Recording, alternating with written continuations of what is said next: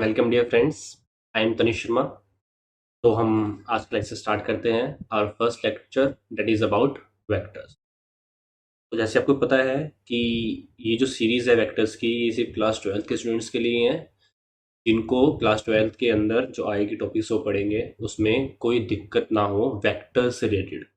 जिन्होंने वो क्लास 11 में पढ़ रखा है बट वो अच्छे से क्लियर नहीं हो पाया या फिर अच्छे से नहीं पढ़ पाए, कोई भी रीज़न हो सकता है, तो उसके लिए हम पहले इसको अच्छे से क्लियर करके चलेंगे और फिर क्लास 12 की आगे चैप्टर स्टार्ट करेंगे। ठीक है, तो चलिए स्टार्ट करते हैं। तो आज का टॉपिक है वेक्टर्स। तो वेक्टर्स देखिए, बहुत सारी चीज़ें आपको पता होंगी बट फिर भी मैं एक एक चीज़ को कवर करते चलूंगा।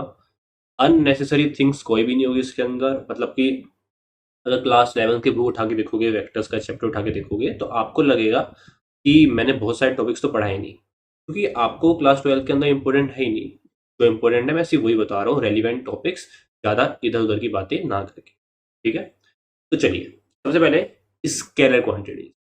तो वो क्वांटिटीज, वो फिजिकल क्वांटिटीज जिनके पास क्या होता है, सिर्फ मैग्नीट्यूड, नो डायरेक्शन। जिन क्वांटिटीज के पास क्या होता है, मैग्नीट्यूड होता है, डायरेक्शन नहीं होती है, उन्हें कहते हैं स्केलर क्वांटिटीज। जैसे कि हम कुछ स्केलर क्वांटिटीज का एग्जांपल ले लेते हैं, लाइक मास। मास हमने पढ़ रखा है 1 kg, 2 kg, 3 kg। तो जब भी हम मास बताते हैं किसी बॉडी का, तो हमें उसके साथ उसको उसका जो डायरेक्शन होती है वो बतानी नहीं पड़ती है, उसकी कोई डायरेक्शन है ही नहीं। वैसे ही वॉल्यूम, वॉल्यूम हम सीधा बताते हैं। देखिए मैग्नीट्यूड मतलब क्या है, मैग्नीट्यूड ऐसे देखिए, मास आपने बताया 1 kg, तो ये 1 और जो इसकी यूनिट है केजी, ये दोनों मिलके इसका मैग्नीट्यूड बता रहे हैं। आई बात समझ। डायरेक्शन क्या होती है, south, north, east, west. But maths में तो कोई डायरेक्शन की जरूरत पड़ती नहीं है। तो ये क्या है क्वांटिटी। वॉल्यूम, वॉल्यूम जैसे हम बोलते हैं 3 लीटर, 4 लीटर या 4 मीटर क्यूब, ऐसे ऐसे बोलते हैं ना हम। तो इसे क्या बोलते हैं, एक स्केलर क्वांटिटी, क्योंकि इसके अंदर हमें सिर्फ इसका मैग्नीट्यूड बताना। ठीक है, तो जैसे मास हो गया, वॉल्यूम हो गया, डेंसिटी हो गई, डिस्टेंस हो गया,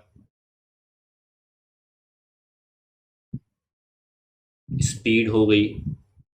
तो ये ऐसी क्वांटिटीज हैं जो क्या है, स्केलर क्वांटिटीज। राइटिंग के लिए मैं थोड़ा माफी चाहूंगा, क्योंकि मुझे आदत नहीं है पेन टैप पे ज़्यादा लिखने की, बट मैं धीरे धीरे इससे इम्प्रूव करूंगा। ठीक है, तो ये स्केलर क्वांटिटी। चलिए आगे बढ़ते हैं हम, दैट इज वेक्टर क्वांटिटीज की तरफ, कि वेक्टर क्वांटिटीज क्या होती है। तो वो क्वांटिटीज, देखो वेक्टर क्वांटिटीज यही हमें पढ़ना है मेन। तो वो क्वांटिटीज, वो फिजिकल क्वांटिटीज जिनके पास क्या होता है, मैग्नीट्यूड भी होता है, डायरेक्शन भी होती है, and obeys the laws of vector addition.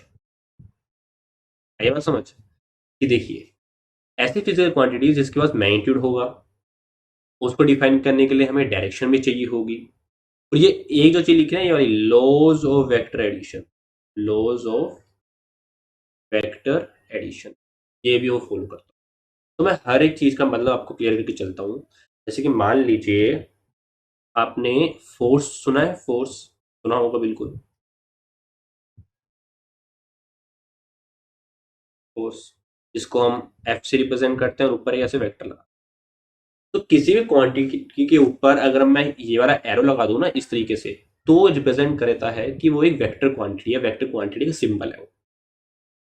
तो जब भी हमें फोर्स बतानी होती है तो हमको इसके दो पार्ट बताने होते हैं, कि फोर्स का मैग्नीट्यूड कितना है, मतलब जो न्यूटन में बोलते थे ना, 3 न्यूटन, 4 न्यूटन, 5 न्यूटन, वो कितना है।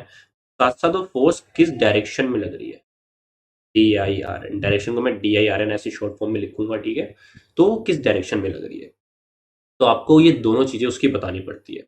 लाइक जैसे आप ये बोल सकते हैं कि force F vector is equal to 3 newton due south, कि साउथ की साइड लग रही है, या फिर नॉर्थ की साइड लग रही है, या फिर ईस्ट की साइड लग रही है। आई बात समझ। तो साथ साथ उसका मैग्नीट्यूड, ये होगा मैग्नीट्यूड, और ये होगी डायरेक्शन। इनमें से कोई भी एक चीज बताओगे तो ये मल्टीपल डायरेक्शन नहीं हो सकती है, डायरेक्शन कोई एक ना एक होगी। ठीक है, तो ये हो गया वेक्टर क्वांटिटी। ठीक है, तो वेक्टर क्वांटिटीज के एग्जांपल क्या होंगे, एग्जांपल देख लेते हैं वेक्टर क्वांटिटीज से। तो इरेज करते एक बार।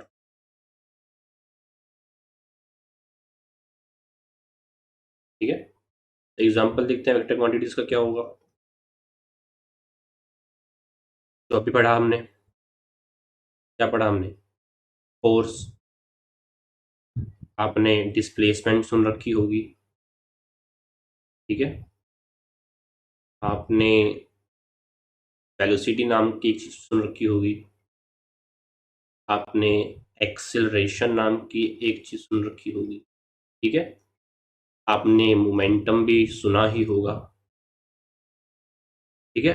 और बहुत सारी क्वांटिटीज, ठीक है, बहुत सारी क्वांटिटीज क्या होती हैं? Vector quantity. आई बात समझ?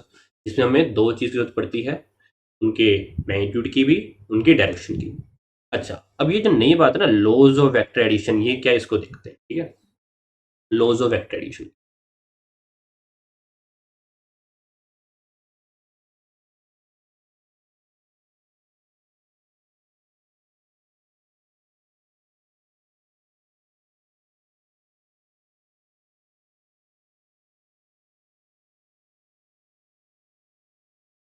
देखिए, अगर मान लो मैंने आपको बोला कि आप कोई दो स्केलर क्वांटिटीज को प्लस करो माइनस करो कुछ भी करो, तो आप क्या करोगे? मान लीजिए आपके पास मास है, एक m1 मास है 3 kg का, एक m2 मास है डेट इज 5 kg। तो अगर आपको इन दोनों मास का एडिशन करना है, मैं आपसे पूछूं बताओ m1 प्लस m2 क्या होगा, तो आप क्या बोलोगे? 3 kg plus 5 kg equal to क्या होगा? 8 kg। बिल्कुल सही। इसको बोलते हैं हम सिंपल एल्जेब्रिक एडिशन। क्या बोलते हैं? एल्जेब्रिक एडिशन, जो हमने बचपन से पढ़ रखा है, एल्जेब्रिक एडिशन। तो सारी हम स्केलर क्वांटिटीज को ऐसे प्लस या ऐसे माइनस कर सकते हैं, जो हमारे पास सिंपल रूल्स होते हैं।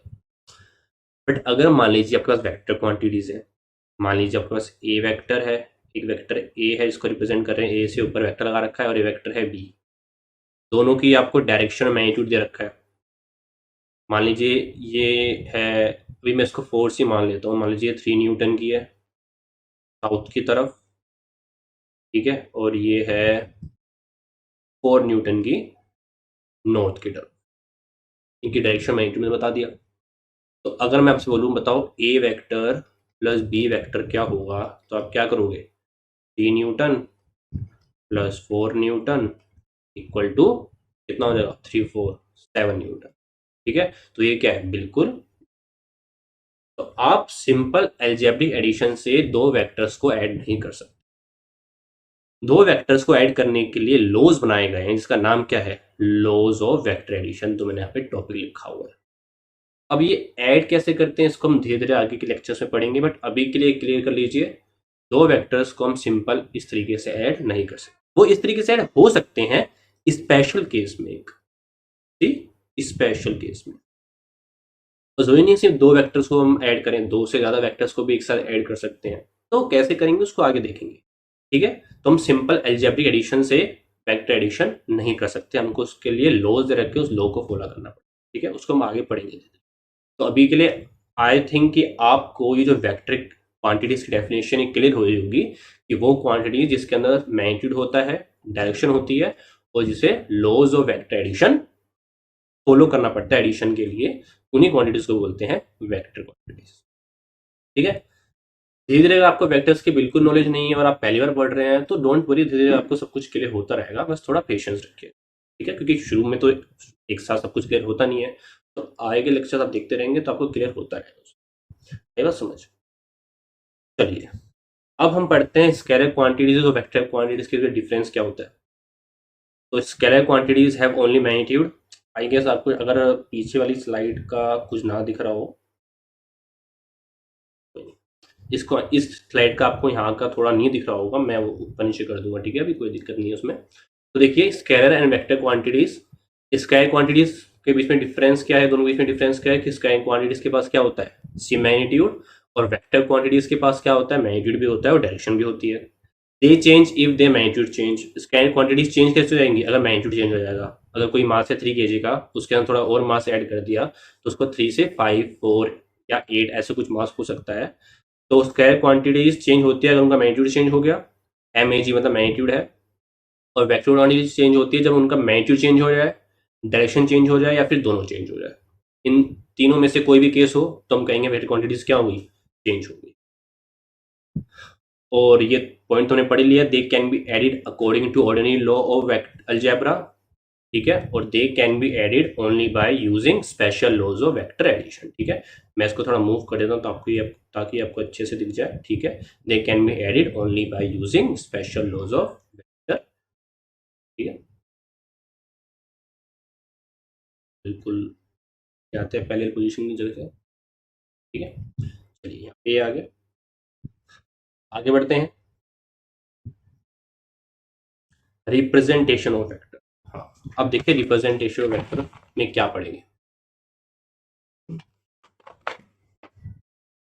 कोई भी वेक्टर क्वांटिटी होती है, कोई भी वेक्टर क्वांटिटी होती है, उसके लिए मैं एक सिंबल डिफाइन कर देता हूं, मान लीजिए ए वेक्टर, ऊपर में एरो लगाऊंगा। देखिए जैसे फोर्स है, अगर फोर्स आपको दे रखी है तो आपकी मर्जी है कि आप उसके लिए सिंबल को भी यूज करिए, बट जो स्टैंडर्ड सिंबल होता है फोर्स का वो क्या होता है, एफ। तो ज्यादातर हम क्या करते हैं, एफ का यूज करते हैं। अगर उसी क्वेश्चन में एक से ज्यादा फोर्स हो तो हम F1, F2, F3 ऐसे ऐसे करके उनके सिंबल्स को डिफरेंट कर लेते हैं। और अगर मुझे F यूज नहीं करना है तो मैं A, B, C अपनी मर्जी से कुछ भी ले सकता हूँ, बस मुझे क्वेश्चन में डिफाइन करना पड़ेगा कि ये सिंबल मैं इस फोर्स के लिए डिफाइन करूँ। तो किसी वेक्टर क्वांटिटी के लिए हम कोई भी सिंबल यूज कर सकते हैं, ठीक है। वैसे ही वेक्टर क्वांटिटी, मैं किसी वेक्टर क्वांटिटी को यहाँ पे ए से रिप्रेजेंट कर रहा हूँ और उसके ऊपर लगा रहा हूँ वेक्टर, ए वेक्टर। आई बात समझ? अच्छा, तो ये ए वेक्टर मतलब क्या है, ए वेक्टर का मतलब सिंपल है कि जो ये मैं किसी भी क्वांटिटी का ये जो सिंबल है ना ए, वो क्वांटिटी क्या है, एक वेक्टर क्वांटिटी है, और हमें कैसे पता लग रहा है, उसके ऊपर एक वेक्टर है। आई बात समझ? वेक्टर क्वांटिटीज को रिप्रेजेंट कैसे करते हैं हम, अगर मुझे डायग्राम में रिप्रेजेंट कर रहा हूं तो मैं क्या करूंगा, एक स्ट्रेट लाइन बनाऊंगा, एक स्ट्रेट लाइन बनाऊंगा, और उस स्ट्रेट लाइन का जो एरो होगा वो उस डायरेक्शन में होगा जिस डायरेक्शन में उस वेक्टर का डायरेक्शन दिखाना चाहता हूं। ये बात समझ? अगर मान लीजिए मेरे पास एक वेक्टर है ये, तो दूसरा वेक्टर है ये, वेक्टर है ये, और एक वेक्टर है ये, ठीक है।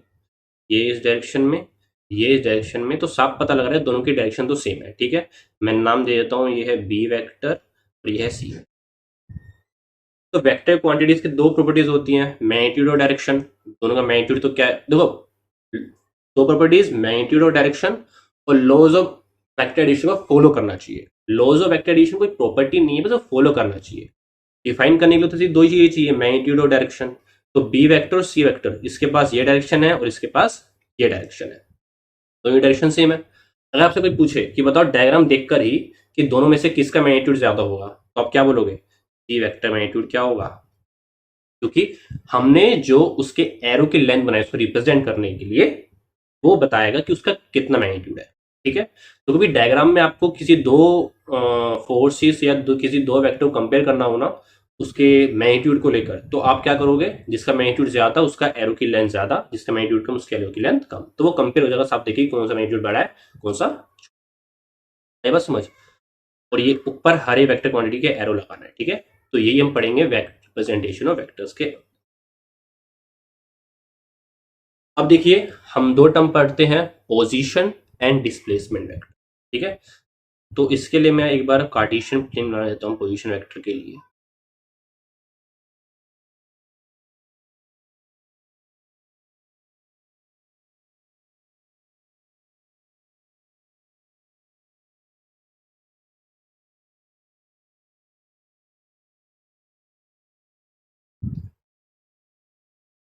ये एक्स एक्सिस, ये वाई एक्सिस, ये हो गया ओ, और ये मान लीजिए पॉइंट है पी।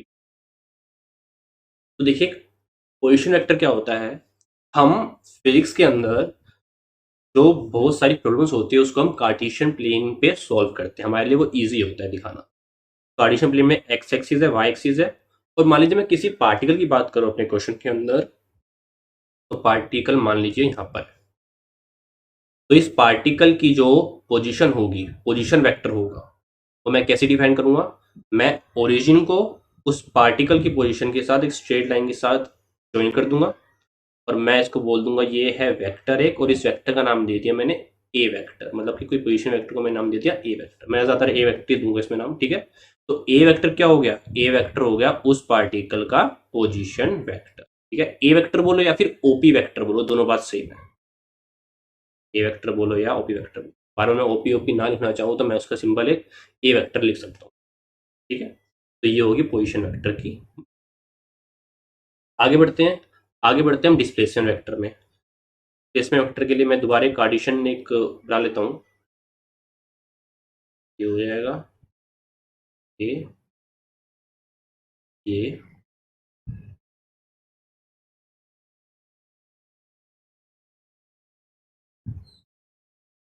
ये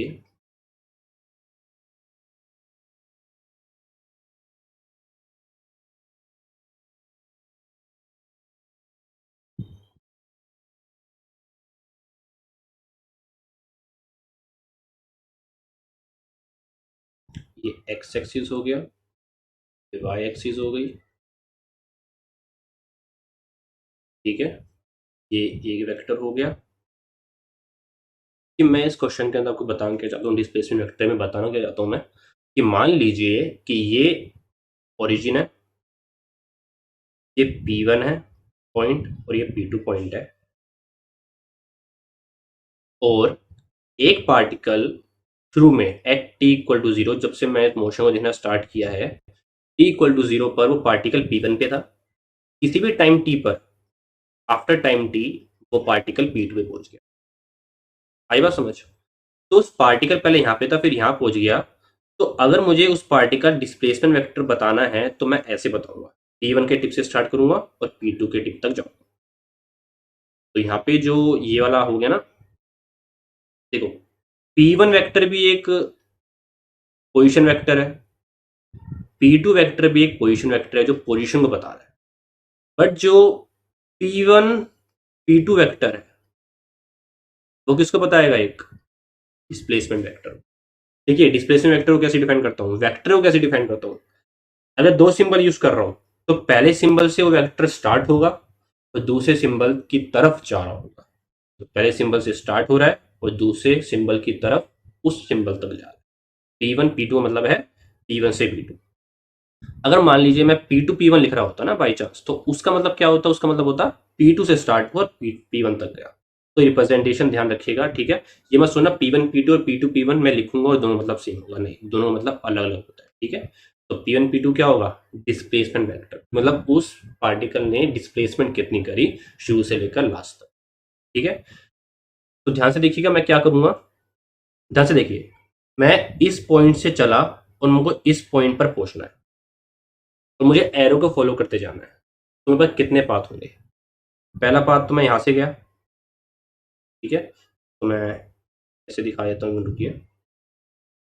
पहले मैं यहाँ से गया और फिर यहाँ गया, यहाँ पहुँच गया। दूसरा पाथ, मैं यहाँ से चालू हुआ और सीधा यहाँ पहुँच गया। तो उसका मतलब क्या है कि ये दोनों चीज़, इन दोनों का एडिशन इसके इक्वल होगा। इसका मतलब है कि जो है ना वेक्टर ओ P2 वेक्टर, इसके इक्वल होगा ओ P1 vector plus P1 P2 vector. तो P1 P2 वेक्टर को मैं कैसे लिख सकता हूँ, P1 P2 वेक्टर को लिख सकता हूँ।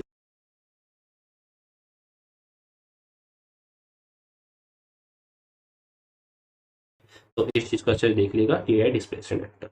इस डिस्प्लेसमेंट वेक्टर का यूज हमारे फिजिक्स में चैप्टर 1 में ही आने वाला है, इसलिए मैं आपको ये पढ़ा है, ठीक है। चलिए अब हम कुछ टर्म्स को डिफाइन करते हैं। सबसे पहली टर्म है हमारा इक्वल वेक्टर, सेकंड टर्म है हमारा negative of a vector, third term है हमारा मॉडुलस ऑफ अ वेक्टर जिसको हम मैग्नीट्यूड ऑफ अ वेक्टर भी कहते हैं, फोर्थ टर्म है यूनिट वेक्टर और फिफ्थ टर्म है कोलिनियर वेक्टर।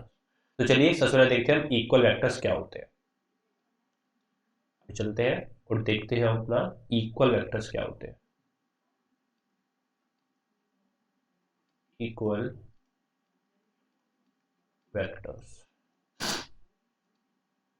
यहाँ देखिएगा, हम दो वेक्टर्स, मान लीजिए एक वेक्टर है ए वेक्टर और एक वेक्टर है हमारा बी वेक्टर। हम इन दो वेक्टर्स को इक्वल कब कहेंगे? इक्वल कब कहेंगे? जब इन दोनों वेक्टर्स का जो मैग्नीट्यूड हो, मैग्नीट्यूड ऑफ ए वेक्टर और मैग्नीट्यूड ऑफ बी वेक्टर, ये दोनों एक दूसरे के क्या हो, इक्वल हो, सेम हो। और साथ ही साथ, ठीक है, एक और कंडीशन क्या होनी चाहिए कि दोनों की डायरेक्शन क्या हो, direction of A vector same होना चाहिए किसके, डायरेक्शन ऑफ बी वेक्टर के। तब मैं कहूंगा कि ये दोनों वेक्टर्स क्या है, इक्वल वेक्टर्स। लाइक मान लीजिए मैंने अगर ए वेक्टर ये बनाया और ए वेक्टर ये बनाया, ठीक है, मान लीजिए इन दोनों की लेंथ सेम है, ठीक है, शायद दिख भी रही होगी, पर अगर नहीं आ रही दिख रही तो मान लीजिए कि इनकी लेंथ सेम ही है, ठीक है। ये दो वेक्टर्स बनाए, इनकी डायरेक्शन सेम ही हो, ठीक है। तो ये अगर मान लो ए वेक्टर है, ये बी वेक्टर है, क्या होगा, ए वेक्टर इक्वल टू क्या होगा, बी वेक्टर के, क्योंकि दोनों का मैग्नीट्यूड सेम है। मैग्नीट्यूड क्या दिखा रहा है, लेंथ दिखाता है ना मैग्नीट्यूड, तो लेंथ सेम है दोनों की और दोनों की डायरेक्शन भी सेम है, तो मैं कहूंगा ये इक्वल वेक्टर्स। अगर मान लीजिए मैंने एक वेक्टर ऐसे बना दिया यहाँ पे जिसकी लेंथ सेम है, अब बताओ इसकी डायरेक्शन क्या है, इन दोनों से सेम है या अलग है? अगर ये वेक्टर मैं सी वेक्टर बोल रहा हूँ तो ये वेक्टर की जो डायरेक्शन है ना, ये ए के इक्वल भी है और बी के इक्वल भी है, ठीक है। ये आपको अच्छे से कोलिनियर वेक्टर्स में क्लियर होगा। मतलब कि देखिएगा, मैं किसी वेक्टर को, देखो ये दो वेक्टर है ना, इनमें डिफरेंस क्या है, बस इसको मैंने ऊपर बनाया है और इसको मैंने नीचे बनाया है, बट दोनों की डायरेक्शन तो राइट हैंड साइड में ही है ना। तो ये मैं कहूंगा कि A vector, B vector, C vector तीनों क्या एक दूसरे के एकदम इक्वल है। आई बात समझ? नेक्स्ट टर्म है नेगेटिव ऑफ अ वेक्टर।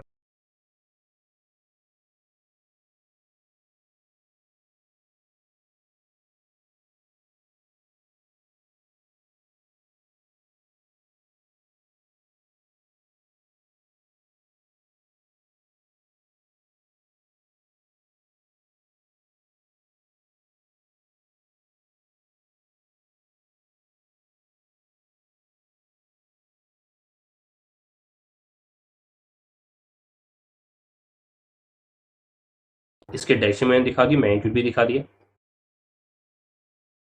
अब मुझे बोला गया कि भाई साहब इसी वेक्टर का नेगेटिव बताओ, मतलब कि आप बनाओ माइनस ए वेक्टर, बताओ क्या होगा। तो माइनस ए वेक्टर बनाने के लिए मैं क्या करूंगा, कुछ नहीं करूंगा, मैं सेम डायरेक्शन लूंगा, नहीं, मैं क्या लूंगा, अपोजिट डायरेक्शन। नेगेटिव लिखा है ना, इसका मतलब है कि मैं उस वेक्टर का ऐसे लूंगा, मतलब कि पहले वाले वेक्टर से अपोजिट डायरेक्शन लूंगा और उसका मैग्नीट्यूड सेम। तो ध्यान रखिएगा, अगर दो वेक्टर, अगर मान लीजिए ये ए वेक्टर है, उसको मैंने बी वेक्टर बोल दिया, माइनस ए वेक्टर का नाम मैंने दे दिया बी वेक्टर, मुझे माइनस सही नहीं लग रहा देखने से, तो मैं क्या करूँगा, मैं उसको अलग से नाम दे दिया बी वेक्टर। अगर दो वेक्टर है ए वेक्टर और बी वेक्टर, तो मैं बी वेक्टर को ए वेक्टर का नेगेटिव कब बोलूंगा, जब क्या हो, magnitude of A vector equal to magnitude of B vector, दोनों का मैग्नीट्यूड क्या हो, सेम हो। आई बात समझ? और दोनों की डायरेक्शन क्या हो, अपोजिट हो, ठीक है। Direction of B vector opposite हो, ठीक है, इसके डायरेक्शन ऑफ, ठीक है। तो आई होप आपको ये बात समझ आ रही होगी। अच्छा, यहाँ पे मैं आपको एक बात क्लियर करता हूँ, देखिए यहाँ से मैं इसको इरेज करके एक बार दोबारा आपको क्लियर करता हूँ। मान लीजिए ए वेक्टर आपको दे रखा है 5 न्यूटन का, एक्स एक्सिस की तरफ डायरेक्शन दे रखी है, और आपको बोल दिया बी वेक्टर -5 न्यूटन एक्स। देखिए यहाँ पे अब थोड़ा झोल है। अब मैं आपसे पूछूं कि बताओ ए वेक्टर और बी वेक्टर इक्वल है या नहीं, ए वेक्टर और बी वेक्टर मैग्नीट्यूड बताओ, और ए वेक्टर और बी वेक्टर की डायरेक्शन बताओ, या फिर ये दोनों एक दूसरे के नेगेटिव है या नहीं है ये बताओ, ठीक है। तो ध्यान से देखिए, किसी भी चीज को पता लगाने के लिए मेरे को सिर्फ मैग्नीट्यूड और डायरेक्शन कंपेयर करना है। इसके बाद मैं इनमें से किसी भी क्वेश्चन का आंसर दे दूंगा। मैग्नीट्यूड देखिए, ए वेक्टर मैग्नीट्यूड क्या है, 5 न्यूटन। बी वेक्टर मैग्नीट्यूड क्या है, -5। नहीं, ये गलत है। वेक्टर क्वांटिटीज में अगर आपको नेगेटिव दिखाई दे रहा है ना, तो वो उसके मैग्नीट्यूड को रिप्रेजेंट नहीं कर रहा है, वो उसके डायरेक्शन को रिप्रेजेंट। ध्यान रखिएगा, वेक्टर क्वांटिटीज का मैग्नीट्यूड नेगेटिव नहीं होता है, वो हमेशा पॉजिटिव होता है। स्केलर क्वांटिटीज का मैग्नीट्यूड नेगेटिव हो सकता है, और वेक्टर क्वांटिटीज का मैग्नीट्यूड कभी भी नेगेटिव नहीं होगा, वो हमेशा पॉजिटिव होगा। रिप्रेजेंटेशन में अगर हम नेगेटिव लगा रहे हैं तो उसका मतलब है वो उसके डायरेक्शन को रिप्रेजेंट कर।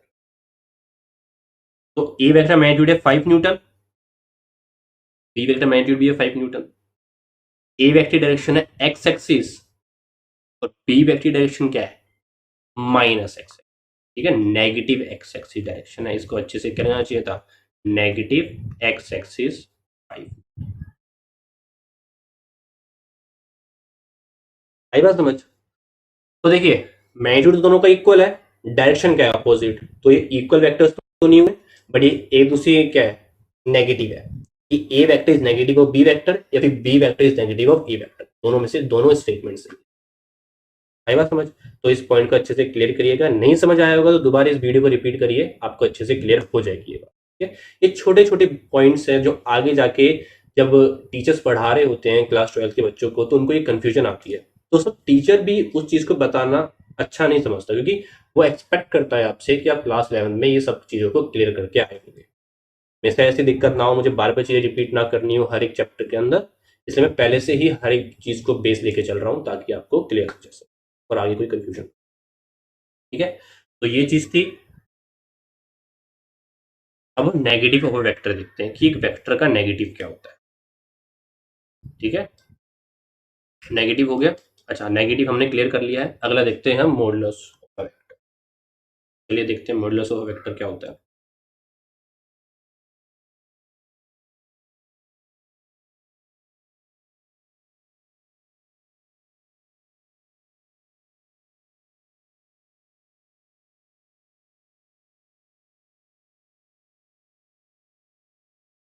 तो यहाँ देखिए, मॉडुलस, मॉडुलस का सिंपल मतलब है मैग्नीट्यूड। क्या है,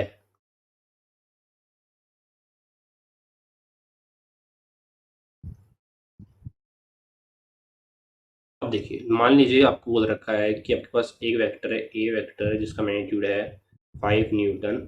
एक्स एक्सिस, या मान लीजिए अगर हम वाई एक्सिस, फर्क तो पड़ेगा नहीं उससे, वाई एक्सिस। तो आपसे पूछा कि बताओ ए वेक्टर का मैग्नीट्यूड क्या होगा। तो सबसे पहले या तो आपको लिख के दे सकता है कि find the magnitude of A vector, या फिर आपको रिप्रेजेंटेशन में क्या लिख सकता है, रिप्रेजेंटेशन लिख सकता है कि एक वेक्टर लिखा और उसके साइड में ये ऐसे मॉडुलस का साइन बना दिया, या फिर सिंपल ए लिख दिया। देखिए, दोनों ही चीजें सही है, दोनों ही चीज किसको रिप्रेजेंट करती है, मॉडुलस ऑफ ए वेक्टर। तो इन दोनों में से कोई भी सिंबल दे रखा हो कि ये पता लगाइए, या फिर वर्ड से बोल रखा हो कि मैग्नीट्यूड बताइए, तब सिंपल क्या करोगे आप, सिर्फ और सिर्फ मैग्नीट्यूड बताओगे, डायरेक्शन के साथ नहीं बताओगे। 5 न्यूटन, अब ये आंसर हो 5 न्यूटन। ठीक है, ये वेक्टर मैग्नीट्यूड किसके इक्वल हो गया, 5 न्यूटन। बहुत सारे क्वेश्चन ऐसे होंगे, मतलब कि देखो मैंने क्या बोला आपको, हर एक वेक्टर क्वांटिटी को रिप्रेजेंट करने के लिए दो चीज की जरूरत होगी, मैग्नीट्यूड और डायरेक्शन। बट हमेशा डायरेक्शन निकालना इज नॉट सो इजी, या फिर क्वेश्चन के अंदर रिक्वायरमेंट नहीं होती कि हम डायरेक्शन को पता भी लगाएं हमेशा। तो हम बहुत सारे क्वेश्चन करेंगे, और आप बोल सकते हो सर आपने इसके अंदर डायरेक्शन तो निकाले नहीं, सिर्फ मैग्नीट्यूड निकाल के छोड़ दिया, तो फोर्स का डिफाइन कर दिया। बिल्कुल सही बोल रहे हो, बट कभी कभी क्वेश्चन ही हमें बोलेगा सिर्फ मैग्नीट्यूड निकाल के, तो डायरेक्शन निकाल के मत दो। अगर क्वेश्चन ने ऐसा नहीं बोला तो फिर तो जरूरी पड़ जाता है दोनों निकालना, पर अगर क्वेश्चन सिर्फ ये बोल रहा है मैग्नीट्यूड निकाल के दो, तो सिर्फ आप मैग्नीट्यूड निकालिए, डायरेक्शन मत निकालिए, क्योंकि उसको पता होगा कि डायरेक्शन या तो निकल नहीं सकती उस क्वेश्चन में जितनी उसमें इन्फॉर्मेशन दे रखी है, या फिर उसको निकालना बहुत कॉम्प्लेक्स हो जाएगा जो बच्चे के लिए मुश्किल होगा, तो वो क्वेश्चन में बोलता ही नहीं, ऐसे मैग्नीट्यूड बोलता है मैग्नीट्यूड निकाल के दे दो। ठीक है, तो जो बोलेगा मुझसे उसको उतना ही बताएंगे। तो ये दोनों रिप्रेजेंटेशन सही है मैग्नीट्यूड की, ये तो ऐसे लिख लो, या तो दोनों ही बात सही है। आई बात समझ। चलिए,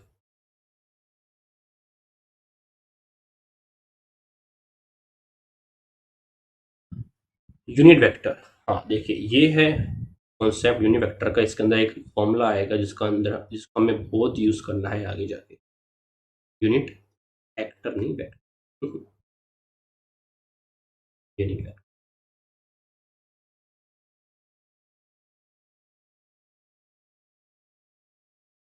अब देखिए यूनिट वेक्टर क्या होता है। मान लीजिए आपको एक वेक्टर दे रखा है, दोबारा मैं ए वेक्टर ही लूंगा। आप ए वेक्टर सुन सुन के बहुत बोर हो गए होंगे, चलिए इसमें हम एफ वेक्टर ले लेते हैं। एफ नहीं भी यही ले लेते हैं जनरलाइज करने के लिए, ठीक है। तो मान लीजिए खुद रखा है ए वेक्टर, और आपसे पूछा कि आप मुझे इसकी डायरेक्शन बताओ, डायरेक्शन क्या होगी। डायरेक्शन का मतलब है यूनिट वेक्टर होता है।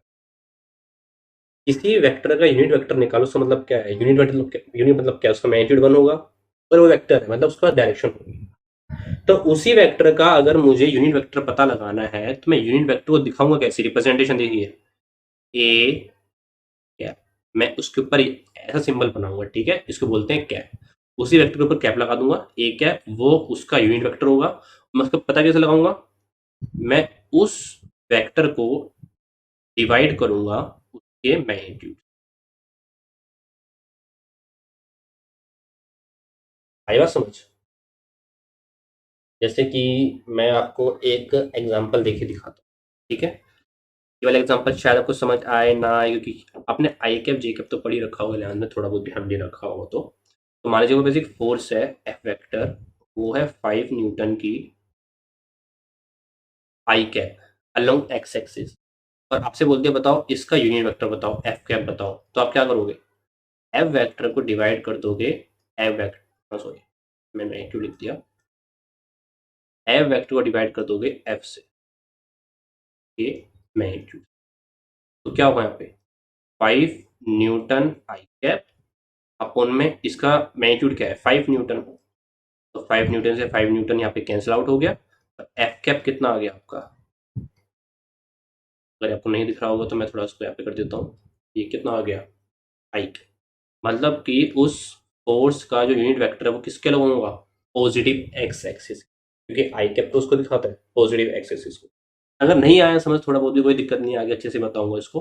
पर अभी के लिए, अभी की जो रिक्वायरमेंट है वो ये है कि आप इस फॉर्मूले को अच्छे से अपने दिमाग में बैठा लीजिए, ठीक है। आप इस फॉर्मूले को अच्छे से दिमाग में बैठा लीजिए।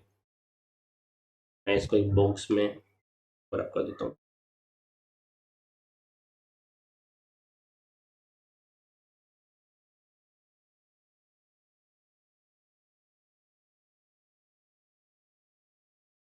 ठीक है, ये बहुत इंपॉर्टेंट फॉर्मूला है, बहुत बार यूज होगा हमारे क्लास के टॉपिक्स के अंदर। चलिए आगे बढ़ते हैं। अब कौन सा रह गया, कोलिनियर वेक्टर। कोलिनियर वेक्टर ये ज़्यादा हार्ड नहीं है, बहुत इजी कॉन्सेप्ट है कोलिनियर वेक्टर का। देखिए जो भी मैं यहाँ पे लिख रहा हूँ ना, मैं आपको उसकी स्लाइड्स प्रोवाइड नहीं करूँगा। उसका भी एक रीज़न है, देखो प्रोवाइड करने की ज़रूरत भी नहीं है, आप स्क्रीनशॉट लेके बैठ जाओगे। रीज़न मत दीजिए, हम स्क्रीनशॉट ले लेंगे। देखिए मैं आपसे कहना क्या चाहता हूँ, मैं जो भी आपको यहाँ बता रहा हूँ ना, उसका आप सिर्फ स्क्रीनशॉट लेके फ़ोन में रख लेंगे और सोचेंगे हमारा हो गया, बाद में रिवीजन के टाइम में स्क्रीनशॉट देख लूँगा। It is not worth it. अब यहाँ पे आ रहे हैं, अपना टाइम दे रहे हैं, तो थोड़ा सा और टाइम दीजिए और इन सब चीज़ों को लिखिए। जो मैं लिख रहा हूँ उसको अपने नोटबुक में अच्छे अच्छे से लिखिए, क्योंकि आगे जाके वही आपके सबसे ज़्यादा काम आएगा, ठीक है। तो प्लीज़ नोटबुक अच्छे से बनाइएगा। मैं हर लेक्चर नहीं, मोस्ट लेक्चर में आपको ये एडवाइस दे रहा हूँ, क्योंकि ये इंपॉर्टेंट एडवाइस है। अगर आप ऐसा नहीं करेंगे तो उसके जो कॉन्सिक्वेंसेज है वो आपको अपने मार्क्स के अंदर दिखेंगे, ठीक है। चलिए ये हो गया कोलिनियर वेक्टर। देखिए कोलिनियर वेक्टर क्या होता है। अच्छा, मैं कोलिनियर वेक्टर से पहले एक बात आपसे बताना चाहता हूँ कि मान लीजिए एक वेक्टर है ये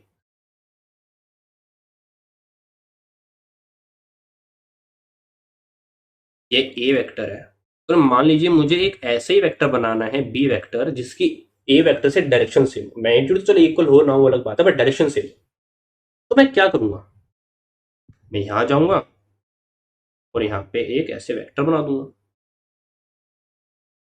लो भाई बी वेक्टर हो गया। डायरेक्शन सेम है वेक्टर से। बट अगर मान लीजिए मैं इस बी वेक्टर को ऐसे बनाऊं तो, इधर बनाऊं तो, चेंज क्या किया मैंने उसके लाइन के अलोंग उस वेक्टर को नहीं बनाया, उसके ऊपर नीचे बना दिया। अब बताइए दोनों की डायरेक्शन सेम है, इस दोनों की कह रहा हूं मैं, इसकी इसकी बात करूं, दोनों की डायरेक्शन सेम है। जी हाँ, देखिए अगर मान लीजिए मैंने आपको ए वेक्टर बोला होता इस डायरेक्शन में और ये डायरेक्शन मैंने बोल दी नॉर्थ डायरेक्शन, या मान लीजिए एक्स एक्सिस की डायरेक्शन है ये वाली, बी वेक्टर मैंने यहां बना दिया, तो क्या आप इस साइड की डायरेक्शन बदली क्या? ये फिर भी एक्स एक्सिस रही। मतलब ये कि जब तक दो वेक्टर पैरेलल है तो दोनों की डायरेक्शन सेम है, तो दोनों की डायरेक्शन मतलब उनका एरो सेम है, पैरेलल है पर एरो सेम है, ठीक है, तो वो क्या होंगे, सेम डायरेक्शन में। अगर मान लीजिए मैंने वही बनाया सेम, पैरेलल ही बनाया, बट उसका मैंने एरो की डायरेक्शन चेंज कर दिया, ऐसे कर दिया, तो दोनों की डायरेक्शन सेम नहीं, दोनों की डायरेक्शन क्या होगी, अपोजिट। ठीक है, इस वेक्टर को और इस वेक्टर को मैं बोलूंगा लाइक वेक्टर्स, और इस वेक्टर ये मान लीजिए सी वेक्टर, इसको बोलूंगा मैं अनलाइक वेक्टर। तो मुझे रिप्रेजेंट करना हो तो ये वाला ए वेक्टर और ये वाला बी वेक्टर, तो ये क्या होगा, ए वेक्टर इक्वल टू क्या होगा, बी वेक्टर के, और मुझे सी वेक्टर को ए वेक्टर से कंपेयर करना हो तो क्या होगा, ए वेक्टर इक्वल होगा माइनस सी वेक्टर। मैं एज्यूम लेके चल रहा हूँ तीनों की लेंथ सेम है, ठीक है, तीनों के मैग्नीट्यूड सेम है। मैं डायरेक्शन की आपको बात समझाना चाहता हूँ, तो यहाँ पे ध्यान से समझिएगा इस बात को, ठीक है।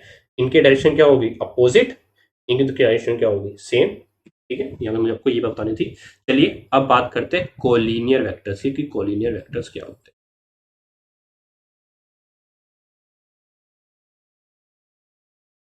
तो देखिए दो वेक्टर्स जो जिनका मैग्नीट्यूड सेम हो ना हो अलग बात, अगर उनकी डायरेक्शन सेम है, मतलब कि वो लाइक वेक्टर्स है या फिर अनलाइक वेक्टर्स है। देखिए दोबारा ये थोड़ी सी बन जाती है ऊपर नीचे,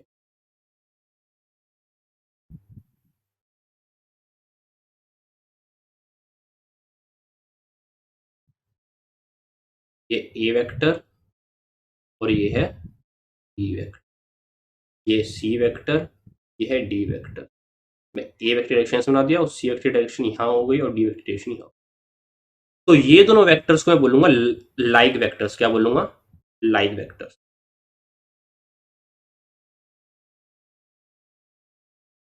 ये दोनों की डायरेक्शन क्या है, सेम, और इन्हें क्या बोलूंगा, अनलाइक वेक्टर, क्योंकि इनकी डायरेक्शन क्या है, अपोजिट। दूसरा नाम भी है पैरेलल वेक्टर्स और एंटी पैरेलल वेक्टर्स बोल सकते हो आप। तो ये दोनों ही वेक्टर दूसरे के क्या है, कोलिनियर, और ये दोनों ही वेक्टर दूसरे के क्या है, कोलिनियर, दोनों कोलिनियर में आएंगे। बट अगर मान लीजिए कोई वेक्टर है ये, एक वेक्टर है ये, ठीक है, तो आपको साफ पता लगा है कि दोनों की डायरेक्शन ना सेम है और ना अपोजिट है, इसी कुछ और है, इसी कुछ और है, ठीक है। तो ये दोनों वेक्टर क्या हो गए, नॉन कोलिनियर, क्या हो जाएंगे, नॉन कोलिनियर, ये इस कोलिनियर कैटेगरी में नहीं है। आई बात समझ, कोई पॉइंट बचा है, नहीं। हाँ, जीरो वेक्टर, जीरो वेक्टर क्या होता है, यहां से देखिएगा। जीरो वेक्टर जैसे यूनिट वेक्टर था, जिसकी डायरेक्शन क्या होती है, डायरेक्शन क्या कह रहा हूँ, मैग्नीट्यूड होता है वन, तो डायरेक्शन यूनिट होती है, मतलब जो डायरेक्शन उस वेक्टर की होगी, जिसका हम यूनिट वेक्टर पता लगा रहे होंगे, दोनों की डायरेक्शन सेम होगी।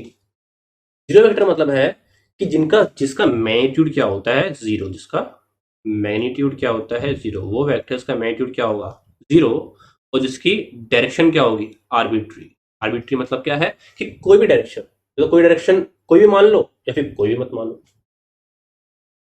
तो ये हम पढ़ क्यों रहे हैं, जीरो वेक्टर का मतलब यूज क्या है, अगर इसके मैग्नीट्यूड डायरेक्शन कोई है ही नहीं या फिर कोई भी मान लो डायरेक्शन। तो देखिए डायरेक्ट कोई यूज नहीं है, पर आपका भी मैं कह रहा हूँ कि कोई यूज नहीं होगा। बस इसको क्यों डिफाइन किया गया है, अगर मान लीजिए मैं दो वेक्टर को प्लस कर रहा हूँ, ए वेक्टर और बी वेक्टर को प्लस कर रहा हूँ, और दोनों का रिजल्ट जो है जीरो आ गया, दोनों ने दूसरे को काट दिया, कैसे काटेंगे, जब दोनों का मैग्नीट्यूड सेम हो और डायरेक्शन अपोजिट हो, तभी तो कट पाएगा दूसरे से, है बात समझ। तो इसका जो रिजल्ट है मैं कैसे रिप्रेजेंट करूंगा, मैं जीरो लिखूंगा। बट अगर जीरो लिख दिया तो मतलब हमको पता क्या लगा कि एडिशन से ये दोनों वेक्टर थे, क्या थे, दो वेक्टर का एडिशन करोगे तो वेक्टर आएगा, सब्ट्रैक्शन करोगे तो सब्ट्रैक्शन आएगा। ठीक है। आप बोलोगे सर ये ऐड करके जीरो कैसे आ सकता है किसी दो चीजों को, ये तो दोनों जीरो होने चाहिए। नहीं, देखिए मैं लिखा ए वेक्टर है, लिखा बी वेक्टर है, बट इसके अंदर मैंने इसके डायरेक्शन को रिप्रेजेंट होना किया है। आई बात समझ? तब मैं अच्छे से उसकी डायरेक्शन प्रेजेंट करूंगा।